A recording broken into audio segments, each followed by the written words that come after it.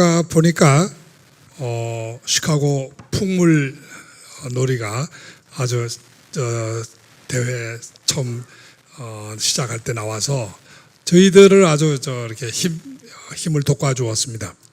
원래 좌파들이 쓰던 수법이에요, 이게.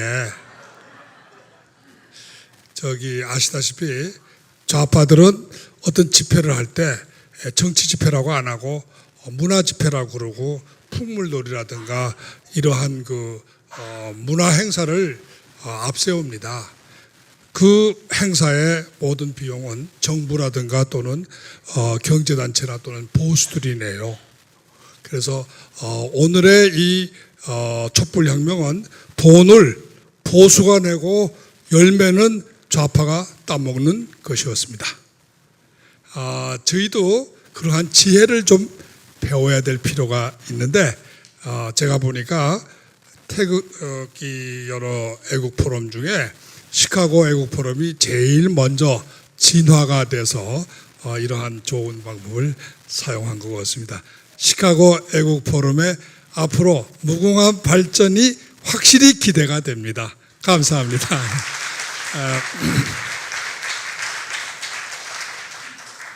제가 사실 오늘 시카고에 처음 온 게 아니고 제가 2017년 약 2년 전부터 1년에 한 2번씩 여기 와서 강연을 했기 때문에 많은 분들이 아마 저는 익숙하리라고 봅니다. 제가 가만히 들어보니까 시카고 애국 포럼이 미주 전체에서 가장 잘 조직되어 있는 아주 모범적인 애국 단체라고 합니다. 제가 그 말을 들을 때 참 마음속으로 아주 기뻤습니다. 마치 제가 거기에 큰 좀 기여라도 한 것 같아서 한편으로 아주 흐뭇했습니다. 특히 오늘은 우리 시카고 지역의 가장 존경받는 언론인 우리 조광동 선생님과 또 아까 최무교 회장도 소개했지만 지금 보수한테 가장 필요한 것이 젊은 피의 수혈이에요. 근데 바로 이 젊은 피로서 지금 가장 국제적으로 뜨고 있는 우리 조평세 박사님을 이렇게 같이 연사로 묶어주셔서 저는 굉장히 원군을 얻은 것 같이 마음이 든든합니다. 우리 시카고 애국 포럼이 앞으로도 계속 더 발전하기를 기원하고 모든 미주와 한국의 보수 애국 단체들이 이러한 시카고 애국 포럼의 선진적인 그런 운영 방법을 배우게 되기를 기대하겠습니다. 그럼 본론에 들어가서 말씀을 좀 시작하겠습니다. 저한테 주어진 시간이 약 25분으로 알고 있습니다. 될 수만 있으면 그 시간을 잘 지켜서 우리 조광동 선생님과 또 조평세 박사님께서 충분히 말씀을 하실 수 있도록 제가 협조하고 노력을 하겠습니다. 지금 시간이 7시죠? 맞습니까? 예. 자, 그러면 7시 25분까지 끝내도록 하겠습니다. 먼저 오늘 제목을 제가 이렇게 잡았어요. 보수를 개혁해서 문재인을 타도하자. 그러면 먼저 보수를 개혁하는 이야기 들어가기 전에 왜 문재인을 타도해야 되는가? 그 점을 잠깐 이야기를 하겠습니다. 많은 분들이 유튜브를 여기 계신 분들은 유튜브를 많이 보실 줄 알아요. 그 유튜브를 통해서 매일매일 이 들어오는 이야기를 여러분들이 좀 들으시면서 정말 어떻게 저런 사람이 대한민국의 대통령이 됐나 하고 아마 기가 차고 참 너무 답답하게들 느끼실 거예요. 맞죠? 예. 제가 보니까 우리나라가 지금 오늘 금년으로서 건국된 지가 71년이더라고요. 그리고 그동안에 대통령이 12분이에요. 그런데 이 12분인데 대수로 말하면 19대 대통령이라고 합니다. 문재인은 19대 대통령이에요. 근데 제가 여러 가지 기록을 봤어요. 이 좀 의외의 사실을 발견했어요. 저는 문재인이가 19대 12명의 대통령 중에 모든 점에서 최악의 대통령이라고 저는 확신하고 있습니다. 능력이나 또 그 사람의 인격이라든가 모든 점에서 어떻게 이런 사람이 대통령이 됐어? 나라 정말 망할 때가 됐는가 봐. 이렇게 저는 아주 생각을 해서 문재인이야말로 참 형편없는 것이다. 국민들이 잘못 뽑은 것이 분명하다. 이렇게 저는 생각을 했는데 위키피디아를 여러분들이 한번 들어가 보세요. 숫자를 그 양반 위키피디아를 보고 제가 깜짝 놀랐어요. 믿거나 말거나 2017년 대한민국에서 가장 자랑스러운 인물로 선정된 사람입니다. 2018년에도 역시 대한민국에서 가장 존경받고 사랑하는 사람이에요. 그렇게 선정이 돼 있어요. 어떻게 된 건지 모르겠는데 잠깐 그 사람의 숫자를 저는 숫자를 좀 좋아하는 사람이에요. 숫자를 보니까 한 가지 놀라운 사실을 발견했습니다. 문재인이요 12명 또는 19번 19번의 대통령 선출 과정에서 상당히 많은 득표를 한 사람이에요. 2012년 말이죠. 이 대통령 선거에서 1469만 표. 2017년 이 보궐선거지만 이 선거에서 1340만 표를 얻었어요. 재미난 거는 2012년 선거 때 2017년보다 더 많은 득표를 했는데 2012년 때는 떨어지고 2017년 때 당선이 됐습니다. 왜 그럴까요? 2012년에 대한민국 역사상 가장 많이 득표를 한 대통령이 나왔기 때문이에요. 바로 그분이 박근혜 대통령입니다. 박근혜 대통령이 그 당시에 얻은 표가 1577만 표예요. 여러분, 이 표를 한번 잘 생각해 보세요. 박근혜 대통령은요, 우연히 재수 좋아서 대통령 된 사람 아닙니다. 역대 대통령 선거에서 대한민국인으로서 최고의 득표를 기록한 사람이에요.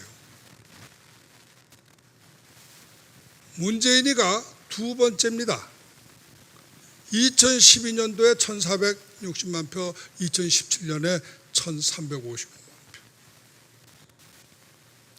2등, 3등을 전부 문재인이에요. 문재인은 박근혜만 없었으면 2012년에 대통령이 됐을 사람이에요. 그렇지 않아요?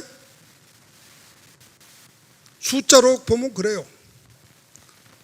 문재인에게는 박근혜를 만난 것이 정말로 통탄할 일이겠죠. 내가 여자에게 지다니. 나도 명색이 변호사인데 고시를 합격한 사람인데 아마 자존심이 대단히 상했을 거라고 봅니다.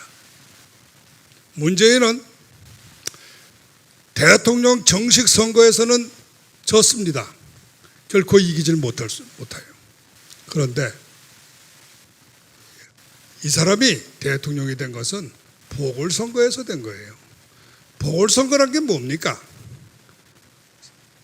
전임 대통령이 갑자기 사망하거나 어떤 사고를 당해서 대통령을 못하게 됐을 때 그 자녀 임기를 채우기 위해서 임시로 뽑는 대통령 선거가 보궐선거입니다. 문재인 대통령은 지금 현직 대통령이신데 이 양반은 정식 선거에서는 대통령이 되질 못하고 바로 이 보궐선거에 의해서 된 건데 문제는 그 보궐선거를 치르게 된 원인이 뭐냐 이거예요. 현직 대통령이 어떤 교통사고를 당했다서 정신병이 정신을 기능을 상실했다거나 또는 불치의 병에 걸려서 드러누웠다거나 또는 많은 경우에 흔히 일어나는 경우는 암살을 당한다거나 또는 임기 중에 사망하는 그러한 경우에요. 그러한 자연적인 사고에 의해서 된 것이라면 보궐선거 할 수 없죠. 그러나 여기에 문제점은 이거는 문재인이가 일으킨 소위 촛불혁명이라는 정치 정변에 의해서 대통령직을 상실했다는 것이 문제가 있습니다. 쉽게 말하면 문재인은 정식 선거에서는 대통령이 당선될 수 없으니까 꼼수를 부려서 대통령 자리를 뺏은 거예요. 찬탈한 거예요. 여기에 문재인은 대통령으로서 처음부터 원죄를 가지고 있는 겁니다. 이것이 문재인 정권의 가장 큰 문제점이에요. 문재인이 반드시 탄핵되고 앞으로 하야해야 되고 또 반드시 타도돼야 될 제일 큰 원인은 그 사람이 대통령이 될 때 바로 선거에서는 못 이긴 라이벌 박근혜 대통령을 탄핵이라는 불법적인 자기 표현에 의하면 촛불혁명이라는 역시 불법이죠. 이름은 혁명이라도 불법은 불법입니다. 불법에 의해서 대통령 자리를 뺏었다는 거, 그 자리를 차지했다는 거, 그 원인을 자기가 만들었다는 거, 그것이 제일 큰 문제입니다. 여기서 대한민국의 비극과 위기가 시작된 거예요. 저는 이렇게 문재인 대통령이 반드시 타도돼야 될 제일 큰 이유는 바로 그 원인은 본인이 만드는 겁니다. 본인이. 그렇기 때문에 앞으로 문재인이가 타도되더라도 문재인은 누구한테 가서도 하소연할 수가 없습니다. 그것이 다른 대통령과 다른 점이에요. 무슨 말인지 아시겠죠? 남의 거를 강도짓을해서 뺏은 사람이니까 다른 사람이 나와서 그 사람을 대통령 자리를 뺏어도 자기가 억울하다고 말할 수 없는 거예요. 여기서 문재인 대통령이 과연 자기의 대통령 자리를 유지해야 될 자격이 있느냐, 이 문제가 제기되는 겁니다. 그 원인 때문에, 대통령이 된 원인 때문에. 두 번째는 사실은 역대 그 대통령 선거에서 말이죠, 임기가 처음부터 정해지지 않고 대통령 선거가 치러진 대통령은 이 사람이 처음이에요. 왜 그러냐면 보궐선거가 우리나라에서 처음 있었거든요. 그 전의 경우에는요, 보궐선거가 아니에요. 박정희 대통령의 경우에는 자기가 군사혁명을 일으킨 겁니다. 군사혁명을 일으킨 거예요. 군사혁명은 내가 대통령이 되기 위해서 일으키는 게 아닙니다. 혁명공약에서도 말했지만 박정희 장군이 대통령 되기 위해서 혁명 일으킨 거 아니에요. 그 사람 정치인 아니었습니다. 그 사람 그냥 군인이었습니다. 그 사람 군인이었어요. 그 사람 자기가 대통령 되겠다고 생각해 본 적이 없는 사람이에요. 정치 게임을 한 것이 아니라 나라를 살리기 위해서 한 겁니다. 구국을 위해서 혁명하는 거하고 내가 대통령 선거에서 졌는데 선거로는 못 이길 것 같으니까 꼼수를 부려서 대통령 자리를 내가 뺏겠다는 이 찬탈하고는 근본적으로 다른 겁니다. 그렇기 때문에 말은 혁명, 한쪽은 군사혁명, 한쪽은 시민혁명이라고 하지만 그 혁명의 근본적 성격이 틀린 거예요. 혁명이라고 치더라도 나라를 위한 구국혁명이냐 자기가 대통령이 되기 위한 찬탈이냐의 근본적 차이가 있습니다. 그리고 임기가요, 또 그 전에 박정희 대통령 다음에 전두환 장군의 경우에도 전두환 장군이 처음부터 일으킬 때 12.12 소위 그 혁명을 일으켰는데 12.12 군사 정변을 일으켰는데 그때도 과연 그 헌법을 고쳤습니다. 그 헌법에 의해서 대통령이 된 거지, 대통령 선거를 해서 된 거지, 이 보궐선거를 한 게 아니에요. 보궐선거를 한 게 아니에요. 그러니까 이 보궐선거가 처음 있었기 때문에 임기가 정해졌어야 되는데 우리나라 헌법과 우리나라 선거법에, 공직자 선거법에 대통령 보궐선거에 대한 임기 규정이 빠져 있습니다. 원래는 대통령 선거법이라는 법이 따로 있었어요. 그래서 그 법에는 명시가 되어 있었습니다. 뭐라고 명시되어 있었냐? 원칙대로 전임자의 자녀 임기를 채우는 것이다, 이렇게 되어 있었어요. 그런데 대통령 선거법과 국회의원 선거법을 다 통폐합을 해서 공직자 선거법을 만들었어요. 그때 공직자 선거법을 만들 때 그 대통령 선거 규정이 빠져버린 거예요. 그래서 대통령 선거의 보궐선거자의 임기 규정은 대한민국의 입법상의 미스로 규정이 안 된 겁니다. 그러면 선거관리위원회가 선거하기 전에 거기에 대한 유권 해석을 내리고 이번 선거는 임기가 몇 년이다, 이렇게 공표를 하고 선거를 했어야 되는 거예요. 그런데 선거관리위원들까지도 그러한 선거 임기 규정을 마련하지 않았기 때문에 문재인은 결국 임기 규정 없이 대통령의 선거에서 당선이 된 거예요. 저는 이 점을 지적을 했습니다. 그러면 어떻게 할 거냐? 당연하지. 그럴 때는 대통령 임기를 함부로 그렇게 다른 사람들도 5년이니까 나도 5년 하겠다, 그런 식으로 이렇게 엿장사 마음대로 그렇게 하는 거 아닙니다. 대통령 임기라고 하는 걸 어떻게 그렇게 자기 편리한 대로 해석을 하고 정해요? 이렇게 헌법 규정이 모호할 때는 원래는 법원에서 재판을 해야겠지만 대통령 임기를 재판으로 정할 수는 없습니다. 판사가 대통령 임기 정하는 거 아니에요. 왜? 대통령의 임기는 국민이 정하는 겁니다. 왜? 대통령은 국민이 뽑기 때문에.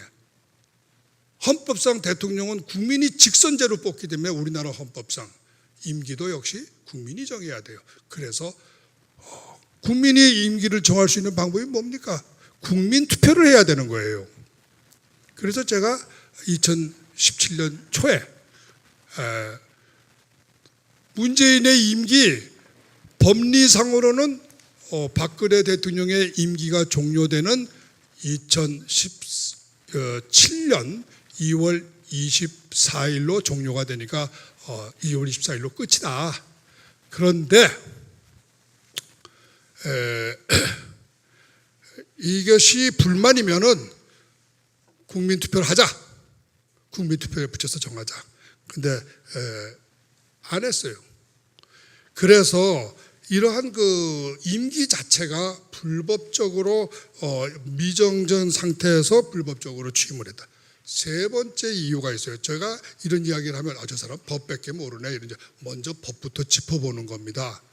다른 이유를 제가 몰라서 법을 이야기하는 게 아니고 가장 간단 명료하고 정확한 것이 숫자처럼 정확한 게 법이기 때문에 그래요.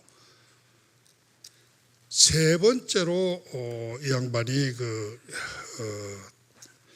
물러나야 되는 이유 중에 하나는 취임식을 안 했어요. 취임식을 한 적이 없습니다. 여러분, 대통령이 취임식 하는 게 뭐 그렇게 중요한 거야? 중요한 거죠. 여러분, 결혼식을 했는데 결혼을 한 사람이 결혼식을 안 했어요. 그 결혼 문제가 되는 거죠. 왜?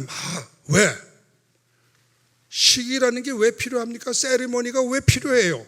여러분, 사람이 죽었을 때도 장례식을 해야 되는 거죠. 특별한 이유가 없으면. 이 개인의 일일 때는요, 자기가 가족 쌓일 때는 가족들끼리 협의하면 돼요. 야, 우리 결혼은 우리 가족들끼리 일이니까 결혼식 없애자. 가족들끼리 협의하면 돼요. 또 개인 사이일 때는 개인이 내가 나 이번에 뭐 어디 여행 가는데 나 여행 간다 이렇게 공표식하고 여행 갈 필요 없잖아요. 그러나 모든 국민과 국제적 관계가 다 걸려있는 이러한 한 나라의 문제, 특히 대통령의 취임의 문제일 때는 취임식이 반드시 있어야 되는 겁니다. 예, 취임식이 없이 대통령이 되면 그거는 대통령이 야바우짓한 거예요. 나는 이 사람이 왜 대통령 취임식을 안 했는지 정말 알 수가 없어요. 대통령 취임식을 안 했기 때문에요, 다른 나라에서 대통령으로 대접할 수가 없는 겁니다. 여러분 아세요? 문재인이가 그 다음부터 외국을 다니면서 나 대통령입니다 라고 그래야 되는데 뭐 명함만 가지고 되는 겁니까? 대통령이라는 증거가 어디 있어요? 대통령이라 신문에 난 거? 신문에 난 게 증거입니까? 잘 생각해 보세요.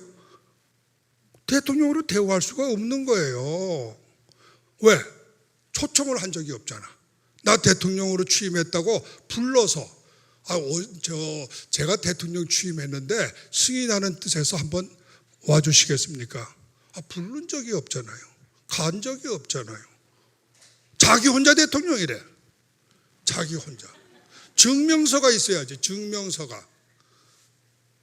문재인이가 취임한 후에 전 세계를 다니면서 찬밥을 먹은 가장 큰 이유는 취임식을 안 했기 때문이에요. 이거를 모르고 있어요. 이거를 모르고 있는 거예요. 법의 중요성을 모르고 있는 겁니다. 법이라는 것이 얼마나 중요한가 하는 것을 모르고 있는 거예요. 취임식을 안 했기 때문에 그 사람을 대통령으로 인정할 수가, 공식적으로 인정하기가 상당히 어려운 거예요. 본인은 자랑스럽게 나 혁명으로 대통령 됐습니다 하고 다녀요. 여러분, 나는 범죄인입니다 라고 신고하는 것과 똑같은 거예요. 왜요? 민주주의 국가에서 대통령이 혁명으로 됩니까? 선거에 의해서 되는 거 아닙니까? 엄연히 대한민국 헌법에 대통령은 선거에 의해서 대통령이 된다고 써 있어요. 그런 사람이 다니면서 저 혁명으로 대통령 됐습니다. 그러면 내가 너 혁명하라 그랬니? 너 네 맘대로 혁명해? 그러면 다른 사람도 또 혁명하겠네? 그럼 너 언제 쫓겨날지 모르잖아? 그러니 그 사람한테 뭐를 대접을 해줄 수가 있어요? 문재인은 스스로 독재자를 선택했습니다. 문재인은 스스로 자기가 임기를 보호받을 자격을 스스로 포기했습니다. 그것이 문재인 정권의 최대 약점이고 아킬레스건이에요. 아마 여러분들이 이런 이야기는 잘 못 들으셨을 거예요. 다음에 법률 이야기 이제 그만하고 다음에 문재인이 왜 타도돼야 되는가 하는 이야기를 하겠습니다. 문재인이 대통령이 되고 나서 다니면서 이 대통령으로서 해야 될 여러 가지 임무가 있지 않습니까? 그런데 우리 헌법에 딱 써 있어요. 나라를 지키는 의무예요. 제일 기본 의무가. 여러분, 대한민국 헌법을 보면요, 대통령의 임무의 제일 첫 번이 국군 통수권이라는 권한이고 국방 의무입니다.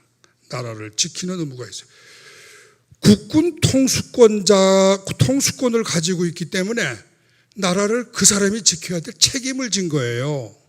그건 권리가 아닙니다. 권한이 아니에요. 의무입니다. 의무. 국방 의무예요.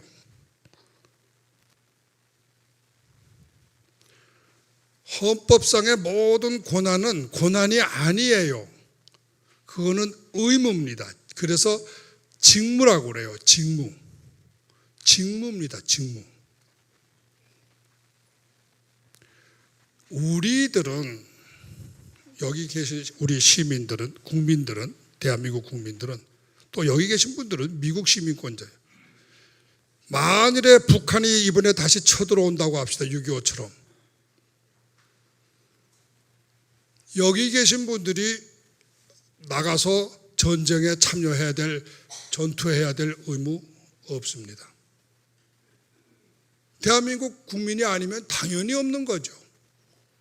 또 대한민국 국민이라 하더라도 병역 의무가 끝났기 때문에 사실은 없어요. 저도 병역 의무 다 필요했기 때문에 예비군이고, 저는 예비군도 아니고 민방위도 아니고 저는 아마 그런 것이 다 해방됐을 겁니다. 저는 모든 의무가 없어요. 싸워야 될 제일 큰 책임은 대통령한테 있습니다. 왜? 국군 통수권이라는 권한을 가지는 것이 동시에 국군을 지휘해서 전투를 해서 이겨야 될 의무이기 때문이에요. 그런데 이 사람은 이 국방의 의무를 전혀 지키지 않았어요. 자기 임기 중에 오히려 국방과 안보를 전부 허물어 버리고 있습니다. 탄핵 사유로 말하면 이거는 정말 아주 제1차적인 탄핵 사유예요. 헌법 위반입니다. 직무 위반. 그 밖에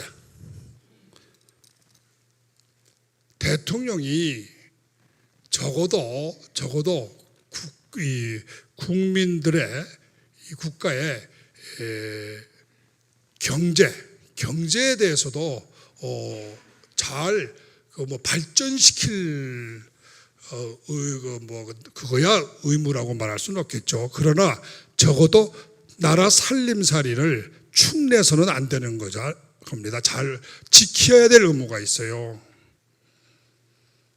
돈을 낭비하지 말라고 헛돈을 쓰지 말아야 돼요. 그런데 이 양반은 모든 하는 일이 어떻게 하면 원전을 폐쇄한다, 북한에다 돈을 갖다 준다, 어쩐다, 전부가 다 나라의 경제에 해로운 일만 하고 있어요.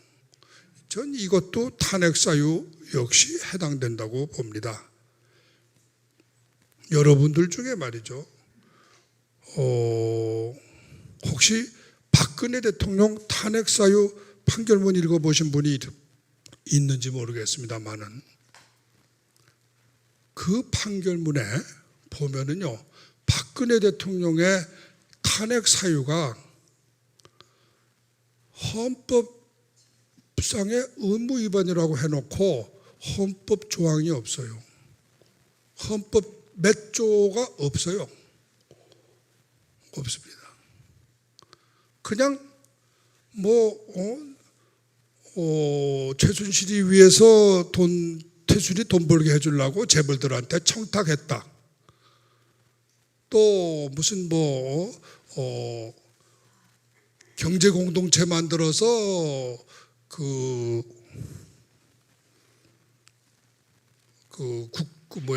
미르재단, K스포츠 재단에 출연금 모았다.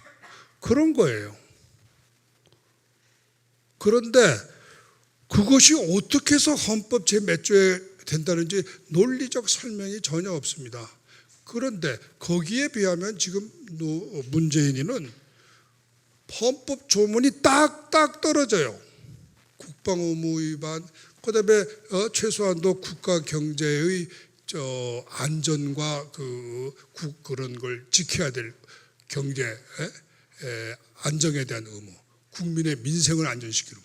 또 한 가지 문제가, 결정적인 문제는 대통령의 제일 큰 책임이 중에 하나가 뭔지 아십니까?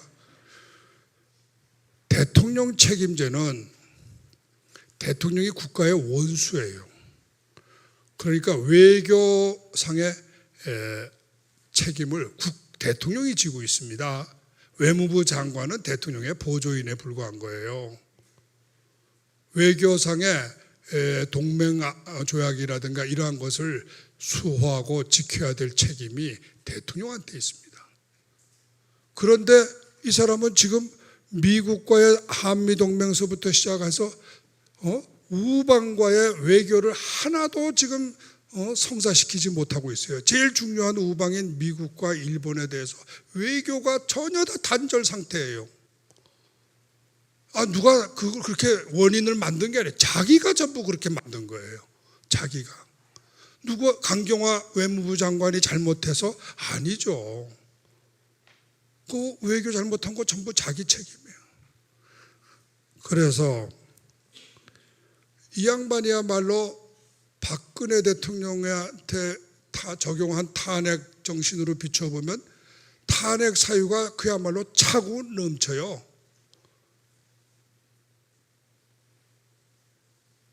옛날에 이 양반들이 박근혜 대통령 탄핵을 할 때 유일하게 탄핵 사유로서 숫자가 나온 거는 인기가 5%로 떨어졌다는 거, 그거밖에 없었어요. 인기는 5%가 넘는가 본데 인기 5%만 넘으면 탄핵 사유가 탄핵에서 면제되는 거 아니지 않습니까? 그러니까 지금 문재인을 탄핵하고 하야시켜야 되고 타도해야 될 사유는 차고 넘쳐요. 그러면 저는 여기다가 또 한 가지 좀 짚어야 되겠어요. 대통령의 법에는 헌법이나 이런 데는 없지만 정치적 책임이 있어요. 대통령이라는 사람의. 그거는 뭐냐 하면 여와 야가 소위 우리 민주주의라고 하는 건 소위 정당, 양당제 또는 대립정당제, 소위 여와 야가 서로 하는 그러한 그 복수정당제가 기본으로 되어 있지 않습니까? 그런데 이 복수정당제에서 만일에 대통령이라는 사람이 없으면 이 나라가 어느 나라고 민주주의를 하는 나라는 두 조각, 세 조각이 날 수밖에 없습니다. 그렇잖아요. 정당이 여러 개니까. 그러면 무슨 문제만 생기면은 여에서 이렇게 이야기를 하면 야 쪽에서는 아니요, 그거 아닙니다. 어느 나라 대통령 원수가 왔는데 그 여당 수상이 이렇게 가서 우리는 이렇게 합시다. 뭐 영국 같은 예를 들면 브렉시트 우리 그만하겠습니다 이러는데 야당 대표라는 사람이 만나가지고 그 사람 우리 브렉시트 우리 있어야 돼요. 이렇게 딴소리 하면은 그 나라 콩가루 나라 되죠. 그렇기 때문에 복수 정당제에서 국가가 분열되지 않고 통합을 시키는 역할은 대통령한테 있습니다. 이것을 국민 통합의 책임이라고 그래요. 대통령의 헌법상의 직접 명문은 없지만 정치 도의상, 정치 원리상 대통령에게 주어지는 가장 큰 도덕적, 정치적 책임은 국민 통합입니다. 여와 야를 떠나서 국민을 통합시켜야 될 책임이 있어요. 만일 대통령 된 사람이 똑같은 일을 가지고 야당 국회의원은 전부 처벌하라고 검찰 보고 지시하고 똑같은 일을 해도 여당에게는 그거 덮고 넘어가라 이렇게 한다면 국민 통합이 안 되죠. 지금 문재인은 국민을 대통령으로서 갈갈이 분열시키고 있어요. 국민 통합을 완전히 깨트린 이 사유도 역시 대통령으로서 반드시 우리가 더 이상 용납할 수 없는 대통령으로서 반드시 타도돼야 될 원인입니다. 자, 그러면 이거 계속 이야기하다가는 끝이 없어요. 그래서 지금 결론만 내고 끝내겠습니다. 그러면 어떻게 이거 할 거냐, 달성할 거냐 방법인데 우리 태극기 시민들이 뭉쳐서 해야 될 일이 뭐냐. 저는 첫 번째가 우선 제일 먼저는 내년 국회의원 선거에서 문재인 타도를 외치는 사람을 국회의원으로 뽑아야 됩니다. 여다 야다 따질 거 없어요. 그 사람 무슨 정당이냐 이런 거 따질 필요 없어요. 그 사람이 얼마나 뭐 옛날에 전직이 장관 했냐, 총리 했냐 이런 거 물을 필요 없어요. 문재인 타도 내가 하겠다. 그 사람 뽑아줘야 돼요. 목표, 우리가 해야 될 일은 그겁니다. 그래서 저는 과거 지사하고 뭐고 다 떠나서 반드시 공약을 해야 돼요. 내가 대통령, 내가 국회의원 되면은 나 문재인 타도하는데, 탄핵하는데 앞장서겠다. 그거를 반드시 서약을 받아야 된다. 두 번째는 다음에 말이죠. 우리가 또 한 가지 해야 될 일 중에 하나는 지금 구속되어 있는 사람들, 박근혜 대통령 벌써 이미 2년하고도 5개월, 지금 2년하고 5개월. 죄가 하나도 없는 사람을 이렇게 가둬놓고 이렇게, 그 양반이 또 보통 사람도 아니고 박정희 대통령의 따님입니다. 그리고 이 양반은요, 영국의 엘리자베스 여왕과 같은 사람이에요. 나라에 충성하고 애국하기 위해서 결혼을 하지 않고 산 독신 여성입니다. 정말로 영국 사람들이 가장 프라우드하는 왕이 누구예요? 엘리자베스 여왕. 버진, 처녀 여왕이에요. 처녀 여왕. 우리 대한민국에도 바로 처녀 여왕, 엘리자베스 여왕. 그분이 바로 박근혜 대통령이에요. 아까도 이야기했지만 역대 대한민국 선거 역사상 최다 득표를 한 사람이에요. 이런 사람은 감옥에 있고, 이런 사람을 야바위 쳐서 쫓아낸 사람은 대통령에 있고, 이러면 안 되는 거예요. 이거를 우리가 가만히 지켜보고 있으면 우리도 역시 비겁한 사람이고 공범자가 됩니다. 그렇기 때문에 반드시 애국 시민들은 박근혜 석방을 외쳐야 된다. 이것을 저는 말씀을 드리겠습니다.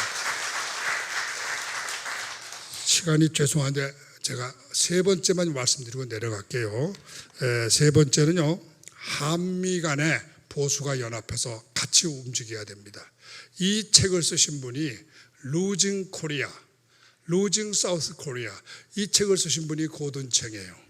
이 고든챙은 여러분이 혹시 유튜브에서 들어가서 한번 쳐보세요.